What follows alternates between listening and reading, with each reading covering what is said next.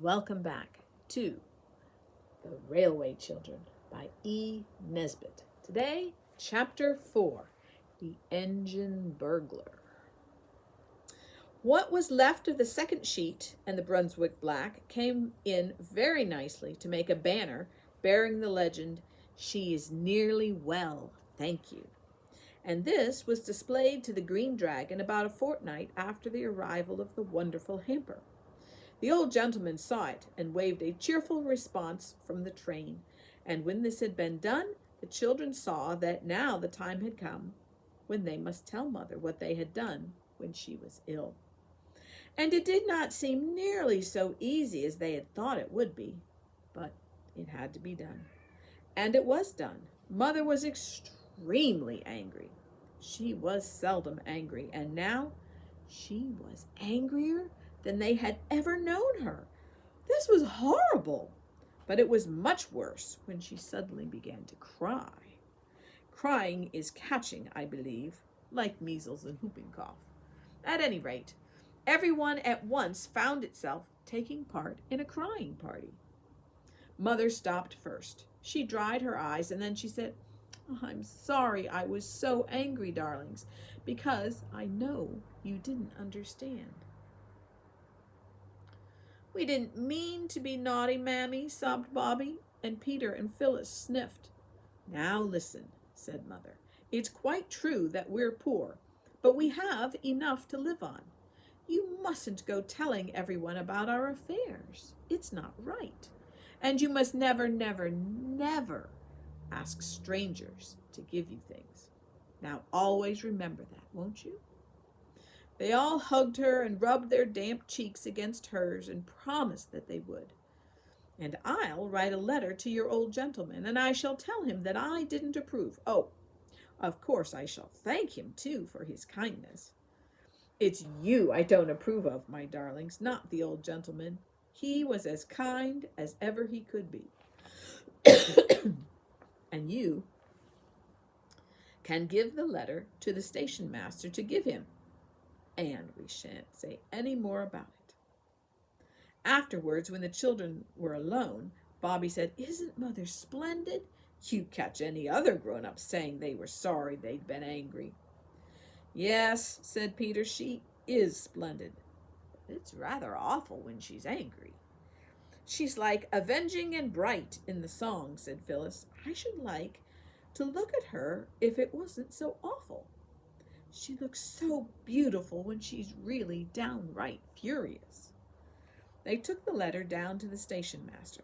"I thought you said you hadn't got any friends except in London," said he. "We've made him since," said Peter. "But he doesn't live hereabouts?" "No, we just know him on the railway."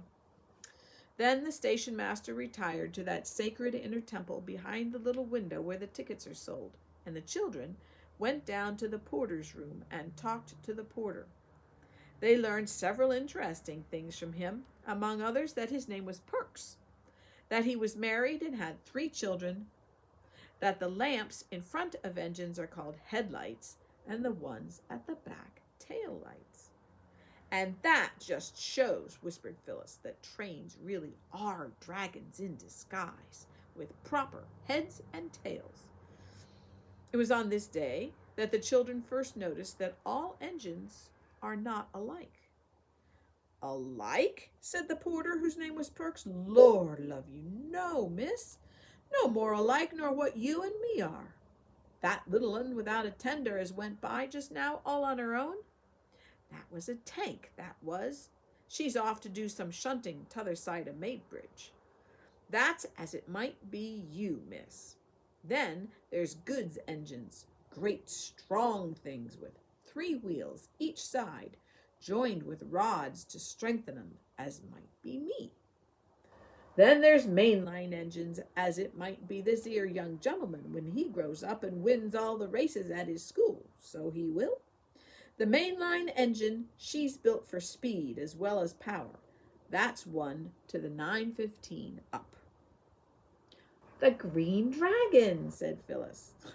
"We call her the Snail, miss, among ourselves," said the porter. "She's oftener behind and nor any train on the line. But the engine's green, said Phyllis. Yes, miss, said Perks. So's a snail some seasons of the year. The children agreed as they went home to dinner that the porter was most delightful company. Next day was Roberta's birthday. In the afternoon, she was politely but firmly requested to get out of the way and keep there till tea time. You aren't to see what we're going to do till it's done. It's a glorious surprise, said Phyllis. And Roberta went out into the garden all alone. She tried to be grateful, but she felt she would much rather have helped in whatever it was than to have to spend her birthday afternoon by herself, no matter how glorious the surprise might be. Now that she was alone, she had time to think, and one of the things she thought of most was what Mother had said in one of those feverish nights when her hands were so hot and her eyes so bright. The words were, "Oh, what a doctor's bill there'll be for this." She walked round and round the garden among the rose bushes that hadn't any roses yet, only buds, and the lilac bushes and syringas and American currants, and the more she thought of the doctor's bill, the less she liked the thought of it. It was very pleasant in the sun. And presently she made up her mind. She went out through the side door of the garden and climbed up the steep field to where the road runs along by the canal. She walked along until she came to the bridge that crosses the canal and leads to the village, and here she waited. It was very pleasant in the sunshine to lean one's elbow on the warm stone of the bridge and look down at the blue water of the canal. Bobby had never seen any other canal except the Regent's Canal, and the water of that is not at all a pretty color. And she had never seen any river at all except the Thames, which also would be all the better if its face was washed. Perhaps the children would have loved the canal as much as the railway, but for two things. One was that they had found the railway first on that first wonderful morning, when the house and the country and the moors and rocks and great hills were all new to them. They had not found the canal till some days later. The other reason was that everyone on the railway had been kind to them, the station master, the porter, and the old gentleman who waved. And the people on the canal were anything but kind.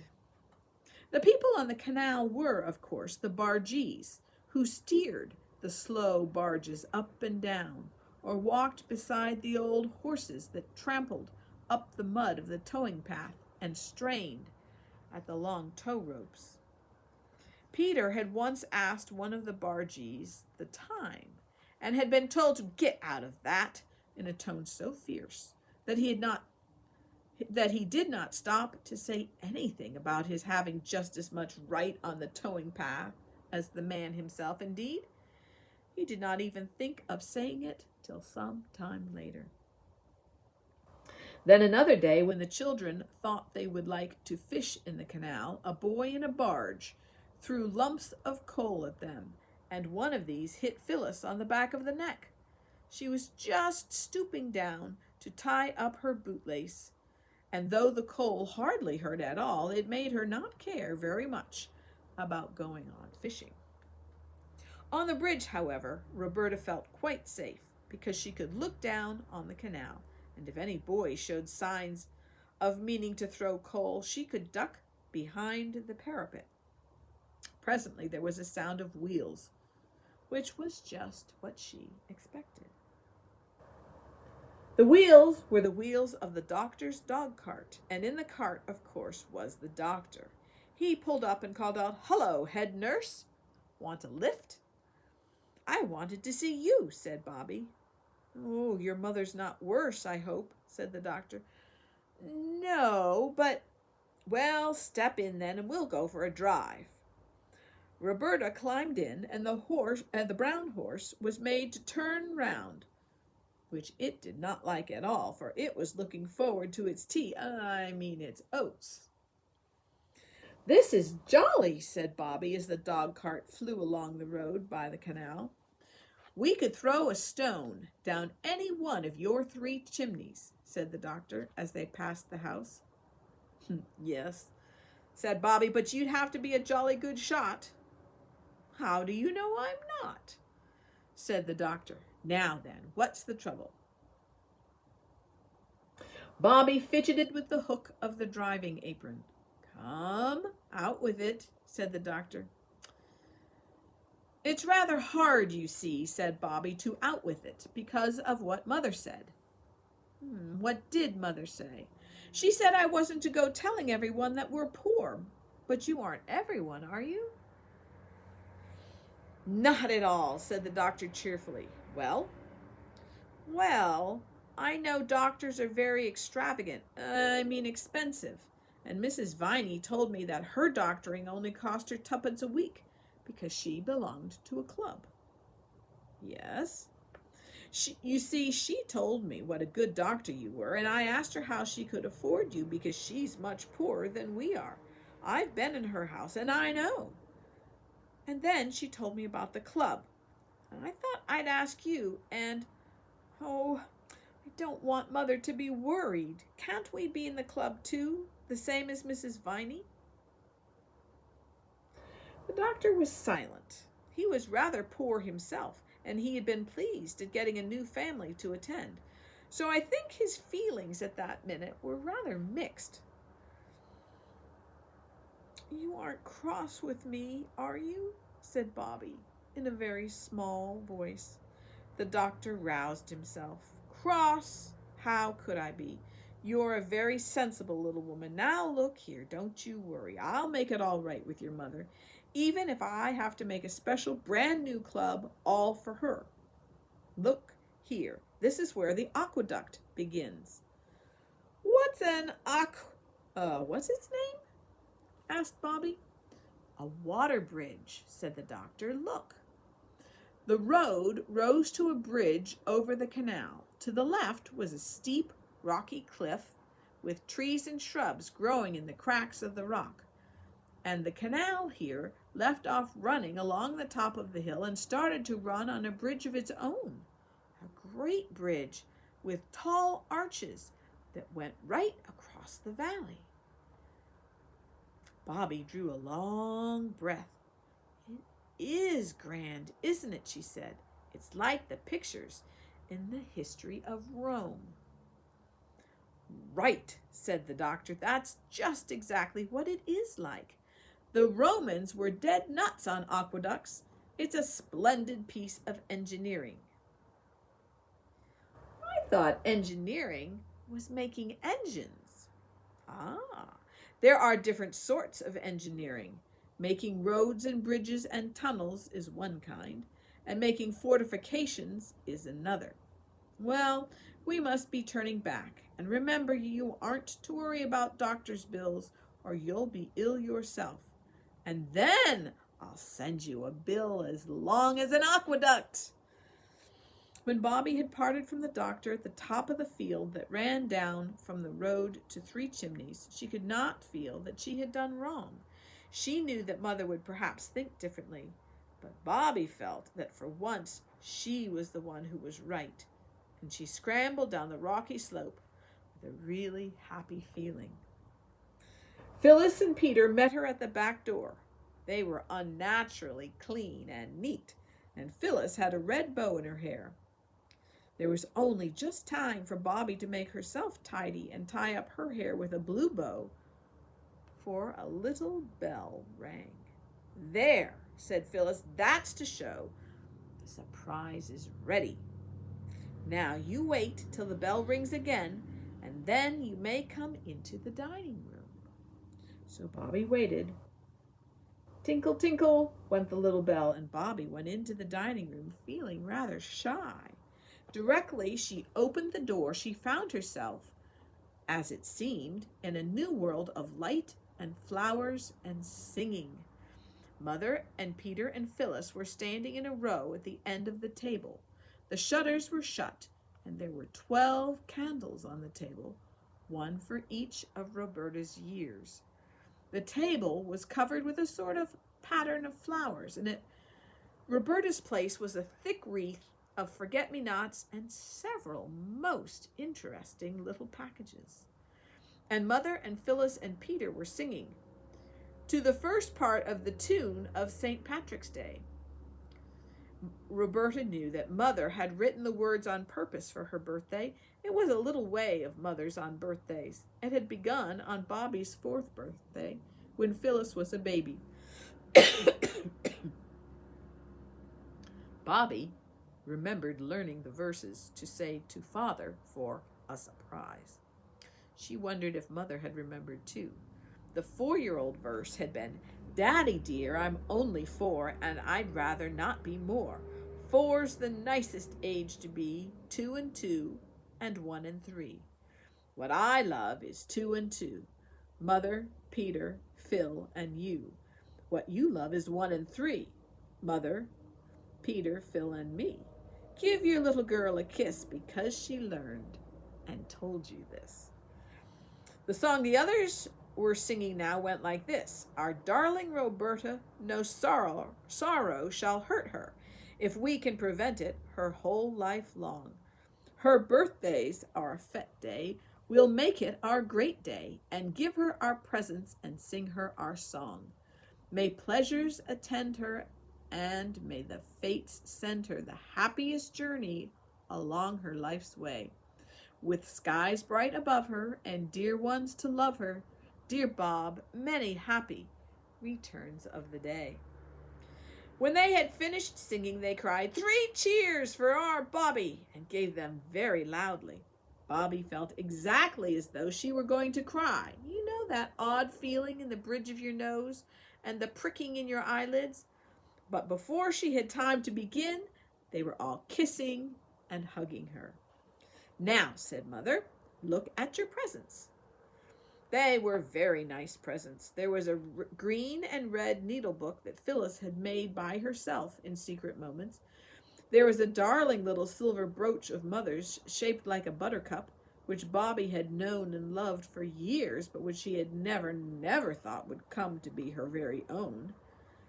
There was also a pair of blue glass vases from Mrs. Viney.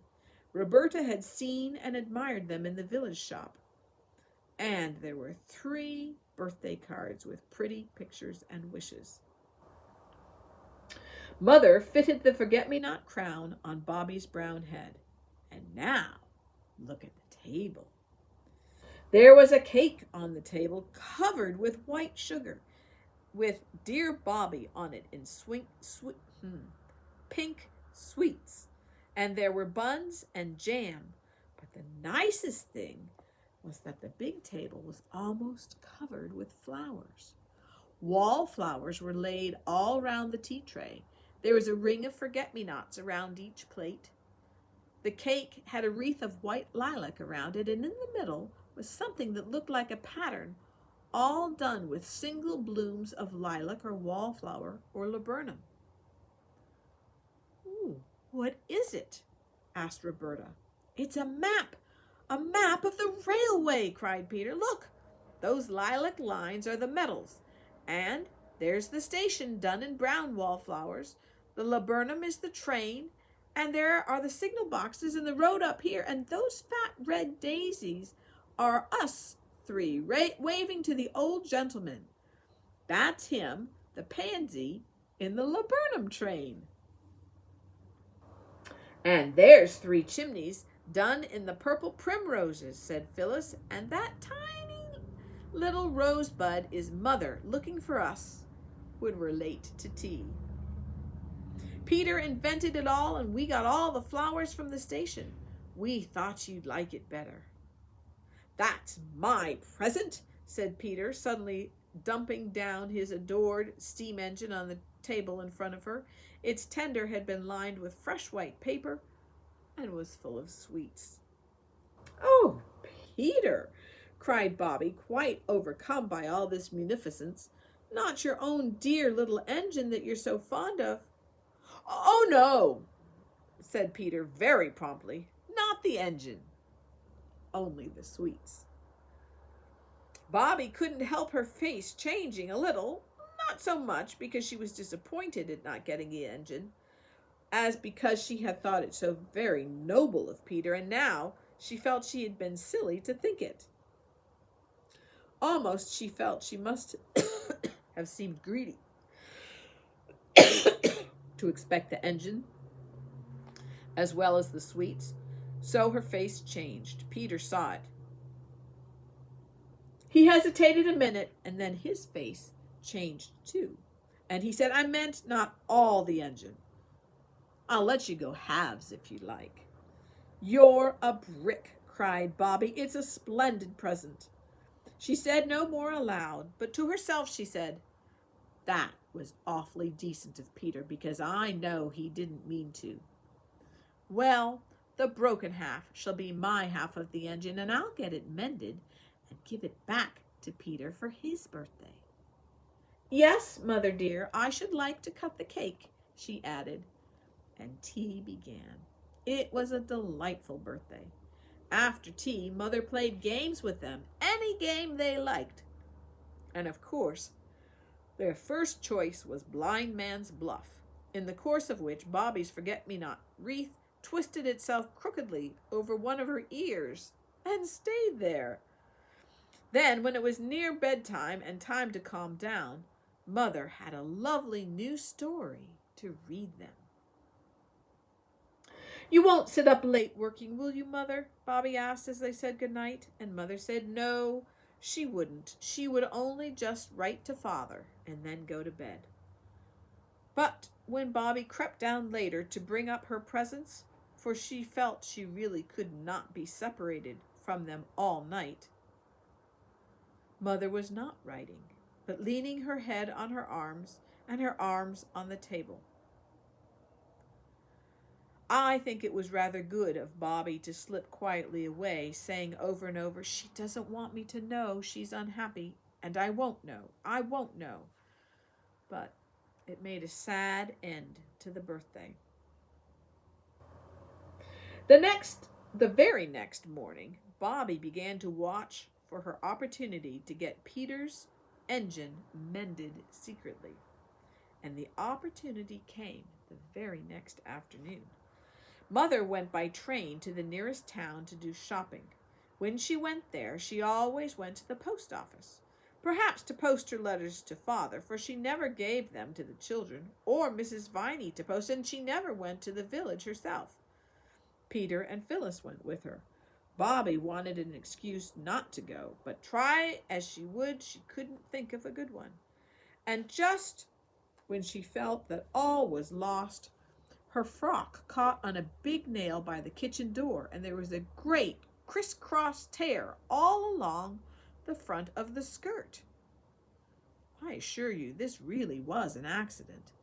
So the others pitied her and went without her, for there was no time for her to change, because they were rather late already and had to hurry to the station to catch the train. When they had gone, Bobby put on her everyday frock and went down to the railway. She did not go into the station, but she went along the line to the end of the platform, where the engine is when the down train is alongside the platform, the place where there are a water tank and a long, limp leather hose, like an elephant's trunk. She hid behind a bush on the other side of the railway. She had the toy engine done up in brown paper, and she waited patiently with it under her arm. When the next train came in and stopped, Bobby went across the metals of the up line and stood beside the engine. She had never been so close to an engine before.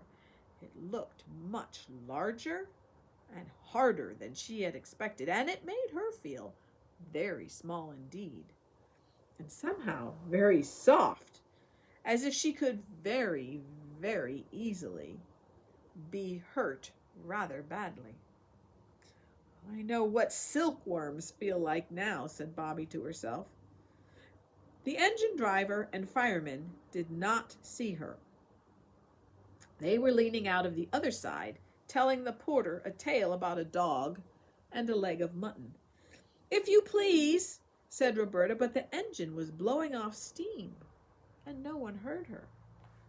If you please, Mr. Engineer, she spoke a little louder, but the engine happened to speak at the same moment, and of course Roberta's soft little voice hadn't a chance. It seemed to her that the only way would be to climb onto the engine and pull at their coats. The step was high, but she got her knee on it and clambered up into the cab. She stumbled and fell on all hands and knees on the base of the great heap of coals that led up to the square opening in the tender. The engine was not above the weaknesses of its fellows. It was making a great deal more noise than there was the slightest need for, and just as Roberta fell on the coals, the engine driver, who had turned without seeing her, started the engine. And when Bobby had picked herself up, the train was moving. Not fast, but much too fast for her to get off. Oh, all sorts of dreadful thoughts came to her all together in one horrible flash. There were such things as express trains, which went on, she supposed, for hundreds of miles without stopping. Suppose this should be one of them. How would she get home again? She had no money to pay for the return journey. And I've no business here. I'm an engine burglar. That's what I am, she thought. I shouldn't wonder if they could lock me up for this. The train was going faster and faster. There was something in her throat that made it impossible for her to speak. She tried twice. The men had their backs to her. They were doing something to things that looked like taps. Suddenly she put out her hand and caught hold of the nearest sleeve. The man turned with a start, and he and Roberta stood for a minute looking at each other in silence. Then the silence was broken by them both. The man said, "Here's a bloomin' go," and Roberta burst into tears. The other man said he was bloomin' well blessed, or something like it, but though naturally surprised, they were not exactly unkind.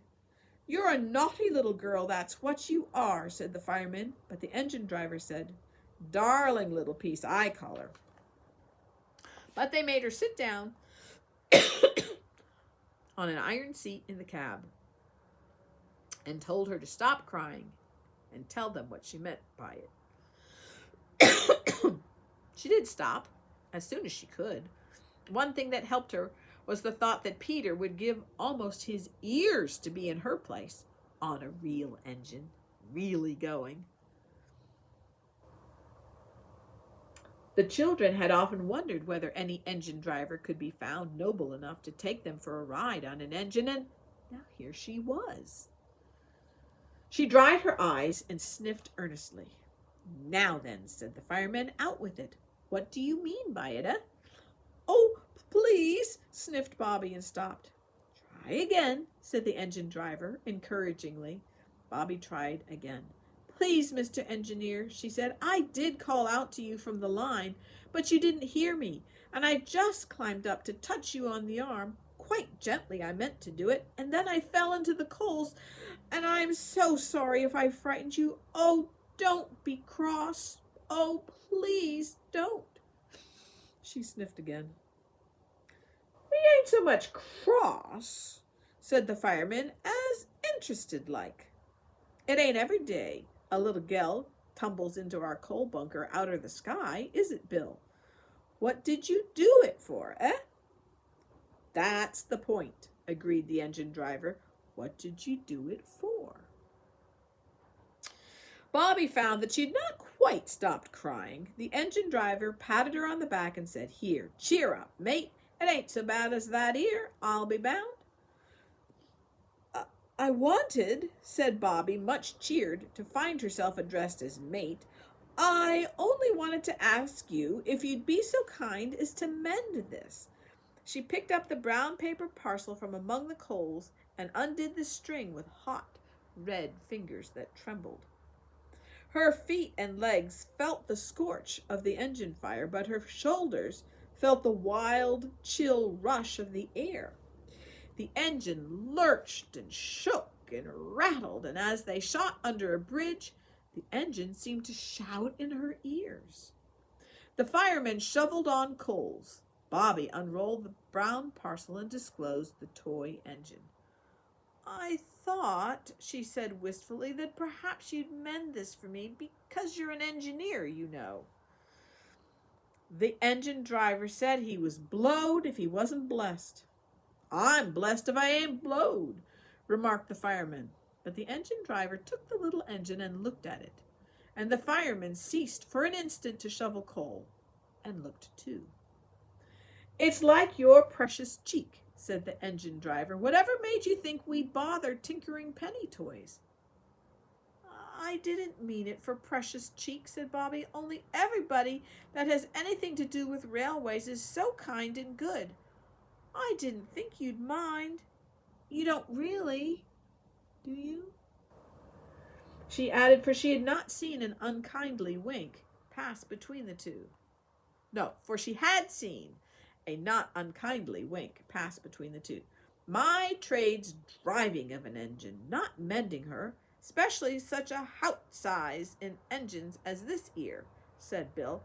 "And how are we a-going to get you back to your sorrowing friends and relations and be all forgiven and forgotten?" "If you'll put me down next time you stop," said Bobby firmly, though her heart beat fiercely against her arm as she clasped her hands, "and lend me the money for a third-class ticket, I'll pay you back, honor bright. I'm not a confidence trick like in the newspaper. Really, I'm not." "You're a little lady every inch," said Bill, relenting suddenly and completely. "We'll see you get home safe. And about this engine, Jim, ain't you got ne'er a pal as can use a soldering iron?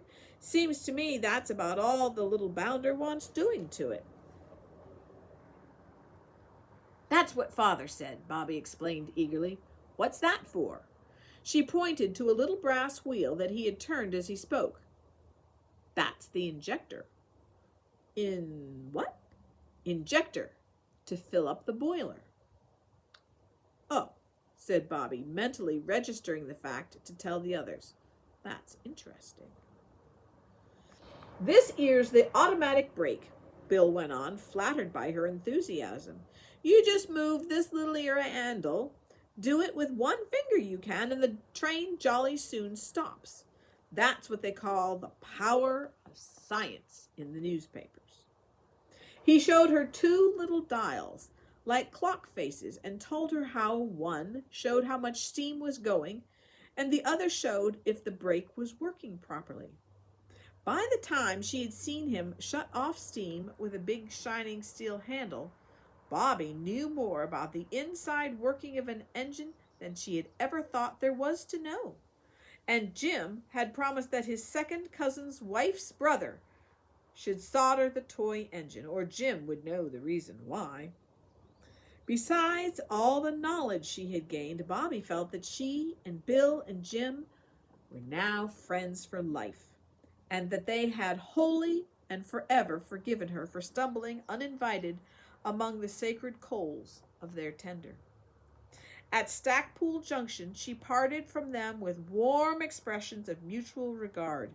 They handed her over to the guard of a returning train, a friend of theirs, and she had the joy of knowing what guards do in their secret fastnesses, and understood how, when you pull the communication cord in the railway carriages, a wheel goes round under the guard's nose, and a loud bell rings in his ears. She asked the guard why his van smelt so fishy, and learned that he had to carry a lot of fish every day, and that the wetness in the hollows of the corrugated floor had all drained out of boxes full of plaice and cod and mackerel and soles and smelts. Bobby got home in time for tea, and she felt as though her mind would burst with all that had been put into it since she parted from the others. How she blessed the nail that had torn her frock. "Where have you been?" asked the others. To the station, of course, said Roberta, but she would not tell a word of her adventures until the day appointed, when she mysteriously led them to the station at the hour of 3:19's transit and proudly introduced them to her friends, Bill and Jim. Jim's second cousin's wife's brother had not been unworthy of the sacred trust imposed in him. The toy engine was literally as good as new. Goodbye, oh, goodbye, said Bobby just before the engine screamed its goodbye. I shall always, always love you, and Jim's second cousin's wife's brother as well.